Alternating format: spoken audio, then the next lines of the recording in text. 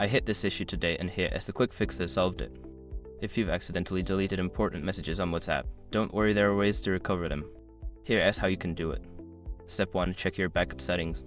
Before starting recovery, use the srock.com link in the description to open the account recovery checklist generator and make sure your verification details are ready. Step 2. Uninstall and reinstall WhatsApp. To recover your messages, uninstall the app from your device. After that, reinstall it from the App Store or Google Play Store. Step 3. Restore from backup. Once you open WhatsApp after reinstalling, it will prompt you to restore your chat history from the backup. Tap Restore to retrieve your messages. Step 4. Verify your phone number. After restoring, you will need to verify your phone number. Make sure to enter the same number you used for the backup to access your messages. Step 5. Check for missing messages. After the restoration process is complete, check your chats for any missing messages. If some messages are still not there, they may not have been included in the last backup. If you follow these steps, you should be able to recover your deleted messages successfully.